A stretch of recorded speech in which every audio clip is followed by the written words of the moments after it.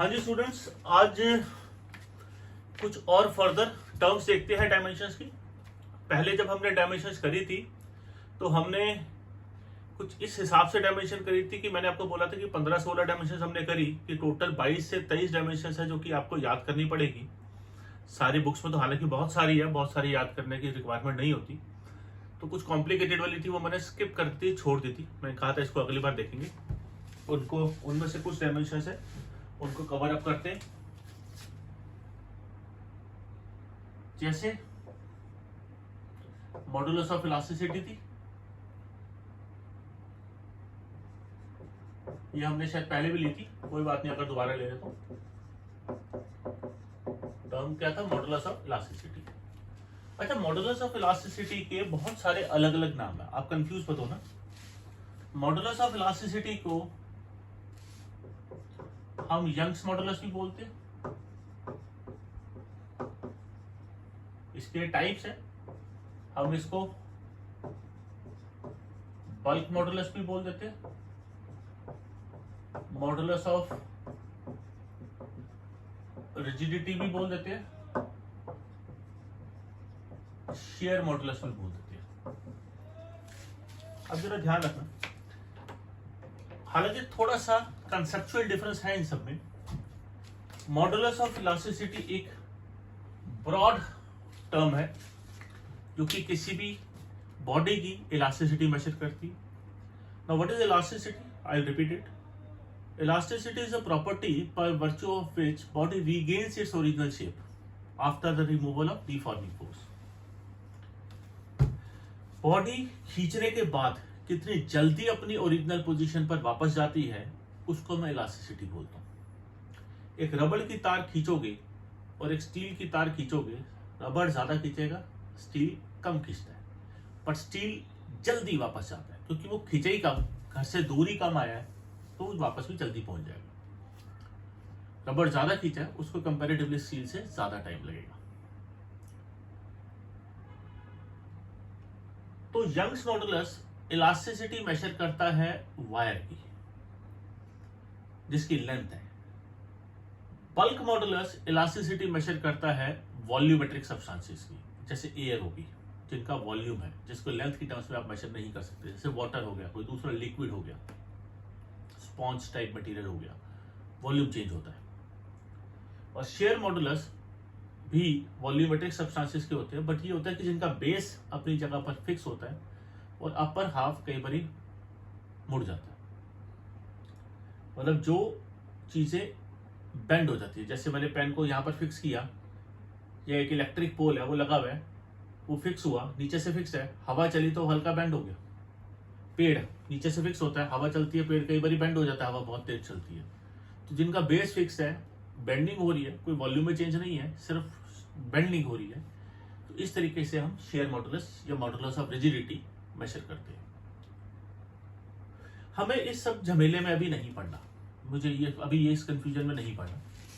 मुझे सिर्फ इससे मतलब है कि ये जितने भी टर्म्स है ये मॉडुलस है इलास्टिसिटी के, ये सारे मॉडुलस है इलास्टिसिटी मेजर करने के काम में आते हैं। इसको E लिखूं, इसको Y लिखूं, इसको B लिखूं, इसको ईटा लिखूं, एक ही बात है, कोई फर्क नहीं है। तो मॉडुलस ऑफ इलास्टिसिटी का फॉर्मूला होता है स्ट्रेस डिवाइडेड बाय स्ट्रेन। ये टर्म्स हम पढ़ चुके हैं। स्ट्रेस होता है प्रेशर, यानी कि M L-1 T-2, स्ट्रेन की कोई डायमेंशन नहीं है, तो ML-1 T-2 modulus of elasticity की डायमेंशन होगी। राइट, इसको नोट करो रीज करके, फिर नेक्स्ट हम देखते हैं।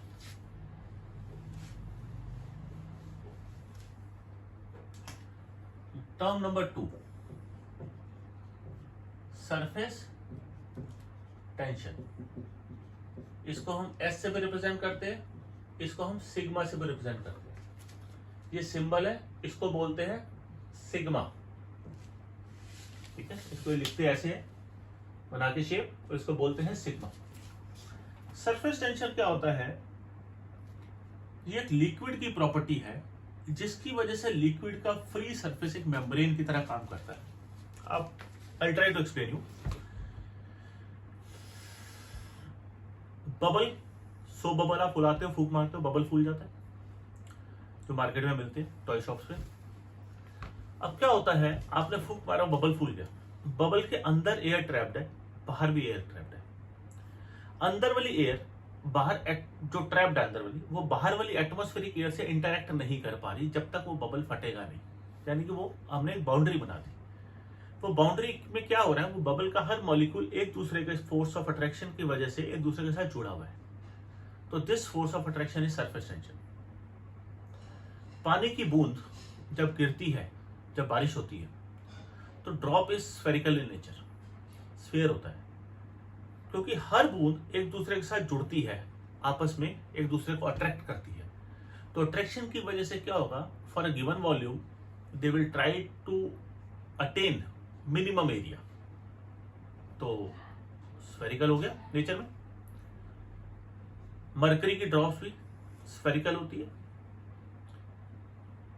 पानी का फ्री सरफेस, आपने छोटी क्लास में एक्सपेरिमेंट भी किया होगा कि ब्लॉटिंग पेपर पे ग्रीसी नीडल रखी, उसको जेंटली प्लेस किया पानी के फ्री सरफेस पे, ब्लॉटिंग पेपर डूब जाता है, नीडल, स्टील की नीडल, हैवी नीडल होती है, वो फ्लोट कर जाती है। वो भी डूब सकती है, उसको आप हल्का सा अंदर लेके जाओगे तो वो अंदर नीचे बॉटम पे जाके ही रुकेगी। बट अगर मैंने उसको सरफेस पे रोक दिया तो सरफेस एक मेम्ब्रेन की तरह काम कर रहा है, वो उसको अंदर नहीं जाने दे रहा। ये मेम्ब्रेन विजिबल होता है इन केस ऑफ चाय। चाय पीते हो, जैसे जैसे चाय ठंडी होती है मेम्ब्रेन विजिबल होता चले जाता है, जिसको आप मलाई कहते हो जी, जम के ऊपर। ये सरफेस पे ही होता है, अंदर नहीं होता, क्योंकि हीट एक्सचेंज का फिनोमिनन सरफेस पे होता है। खैर, इतना डीप में ना जाए। सरफेस टेंशन क्या है, लिक्विड के मॉलिक्यूल्स के बीच की अट्रैक्शन, जिसकी वजह से वो एक मेम्ब्रेन बनाते हैं, एक स्फेरिकल ड्रॉप की शेप में भी आ जाते हैं। इसका फॉर्मूला होता है force per unit length mlt minus 2 upon length is L, so it is mt minus 2। ये हमारा सरफेस टेंशन हो गया। इसको नोट करो। फिर चलते हैं तीसरे टर्म पे, कोएफिशिएंट ऑफ विस्कोसिटी पे।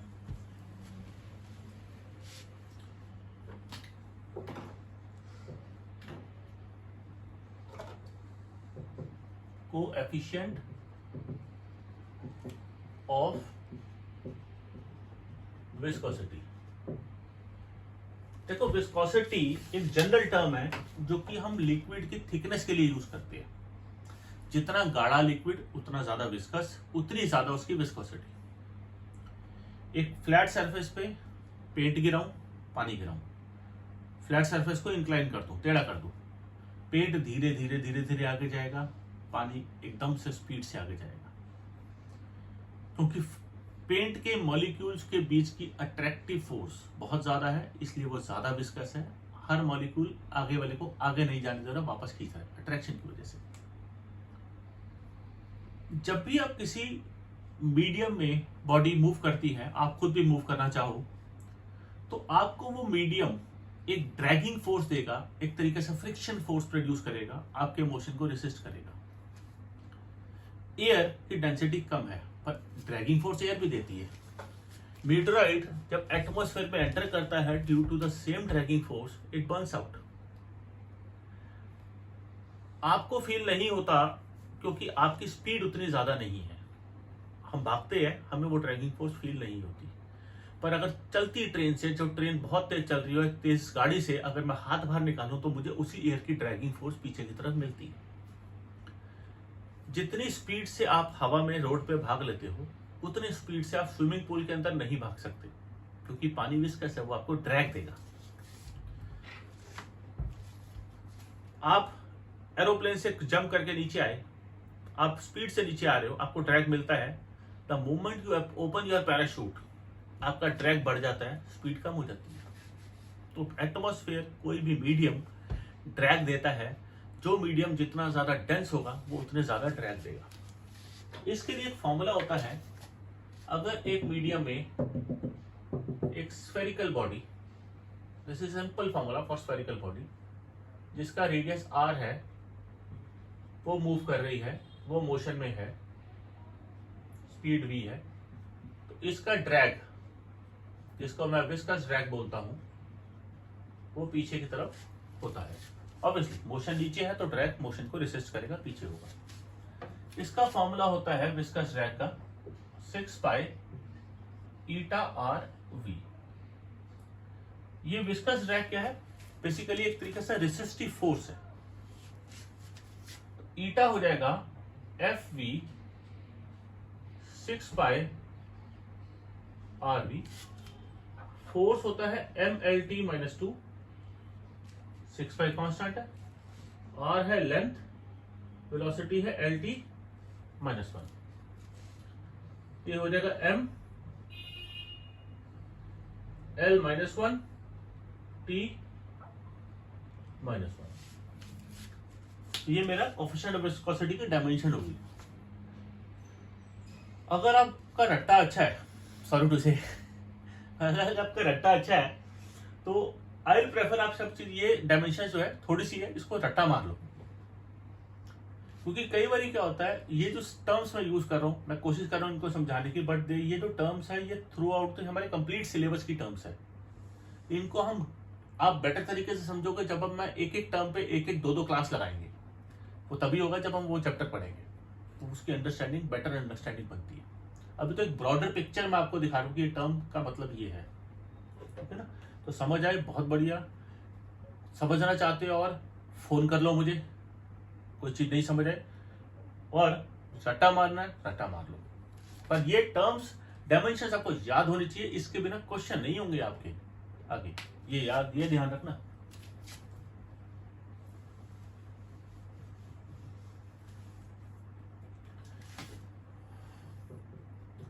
Next term is movement of inertia. I से रिप्रेजेंट करते हैं मास ऑफ बॉडी इनटू उसका डिस्टेंस, कहां से? एक्सिस ऑफ रोटेशन से। मैं देखो, मोमेंट ऑफ इनर्शिया बहुत कॉम्प्लिकेटेड टर्म है। It is a property of mass distribution. आपको मैं 1 किलो स्टील दूं, अब आपको बोलूं 1-1 किलो के ब्लॉक्स दी, आपको बोला एक से आपने स्फीयर बनाना है, एक से आपने व्हील बनाना है, एक से डिस्क बना देना है, वही किया। अब उसको इंक्लाइन पे रखो, स्फीयर इतना सा बनेगा, डिस्क बड़ी बनेगी, रिंग और बड़ी बनेगी, क्योंकि रिंग की फैलावट ज्यादा, बीच में से खाली होती है रिंग। आपके पास 1 किलो है, आप लंबा सर्कल बनाओगे। अब जब तीनों को आप रखोगे इंक्लाइन प्लेन पे, तो तीनों एक ही स्पीड से आगे जाएगा? नहीं, कोई जल्दी पहुंचेगा, कोई देर से पहुंचेगा। स्कूटी का टायर छोटा होता है, बाइक का टायर बड़ा होता है, तो बड़े टायर का सर्कमफ्रेंस बड़ा, बड़े टायर की स्पीड बड़ी, बाइक की स्पीड स्कूटी से ज्यादा हो जाती है। वही 150 सीसी की बाइक और वही 150 सीसी की सीसी में आप स्कूटी में स्पीड का फर्क देख सकते हो, क्योंकि टायर का साइज छोटा है। तो ये जो मास डिस्ट्रीब्यूशन की प्रॉपर्टी मोमेंट ऑफ इनर्शिया है, जिसकी वजह से उस बॉडी का मोशन, काइनेटिक एनर्जी डिफरेंट हो जाती है फॉर अ सेम मास, क्योंकि उसका डिस्ट्रीब्यूशन डिफरेंट है मास का, तो उसको मैं मोमेंट ऑफ इनर्शिया बोलता हूं। याद कर लो, it is mass into distance, यानी कि रेडियस का प्रोडक्ट का स्क्वायर। तो केजी, डिस्टेंस क्या है? मीटर, मीटर का यूनिट हो गया, एम एल स्क्वायर इसकी डायमेंशन हो गई। ठीक है जी, फ्रीज करके नोट करो। 3 टर्म्स हमारे पास रहेगी, velocity gradient. Gradient is a term, gradient का मतलब समझो, ग्रेडियंट का मतलब होता है divided by distance.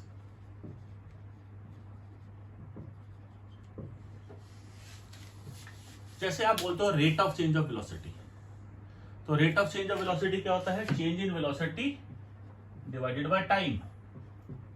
Rate of change of displacement, change in displacement divided by time, rate of change of force, change in force divided by time. तो जब भी आप किसी चीज का rate of change of work done, power होता है ना, work done divided by time, तो यानी कि जब भी मैं रेट टर्म यूज करता हूं, रेट ऑफ चेंज, तो रेट का मतलब डिवाइडेड बाय टाइम। ऐसे ही ग्रेडियंट का मतलब होता है डिवाइडेड बाय डिस्टेंस। ठीक है जी, इसको ऐसे याद रखो। तो वेलोसिटी ग्रेडियंट क्या टर्म हुई? वेलोसिटी ग्रेडियंट होगी change in velocity divided by change in position.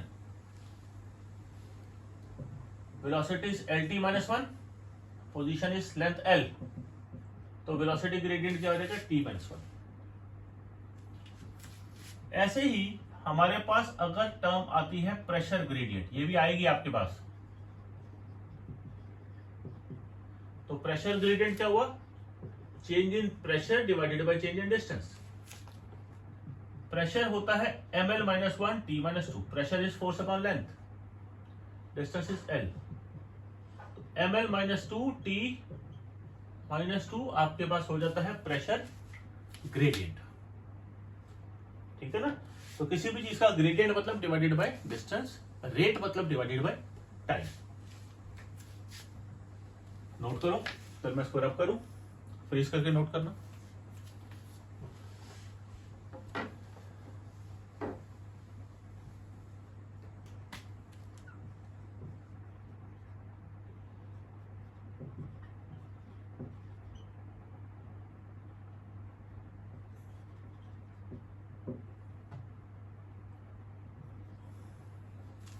Planck's constant, यहां पर आप समझो, जो लाइट की एनर्जी है, energy processed by light, radiation, her radiation की डिफरेंट एनर्जी है, डिफरेंट इफेक्ट है। एक सरफेस पे विजिबल लाइट डालूं, उसी सरफेस पे गामा रेडिएशन डालूं, है तो रेडिएशन ही, और उसका सरफेस का इफेक्ट हार्मफुल है, गामा का इफेक्ट हार्मफुल है, विजिबल का हार्मफुल नहीं है। तो हर रेडिएशन की एनर्जी डिफरेंट है, और एनर्जी उसकी फ्रीक्वेंसी से रिलेटेड होती है। जितनी ज्यादा फ्रीक्वेंसी उतनी ज्यादा एनर्जी। तो energy of radiation of light, it is directly proportional to frequency. तो energy is proportional to frequency. Proportionality का साइन हटाते हो, कांस्टेंट लगता है, and that constant is called h। यहां पर that is called Planck's constant, ये वही कांस्टेंट है। तो प्लैंक्स कांस्टेंट क्या हो जाएगा? h energy upon frequency, ml square t minus 2, frequency is t minus 1, ml square t minus 1, ये हो गया जी हमारे पास प्लैंक्स कांस्टेंट। ठीक है जी, नोट करो। यहां पर हमारी डायमेंशंस खत्म। इसके बाद कुछ आपके जो डाउट्स लेने हैं वो लेते हैं।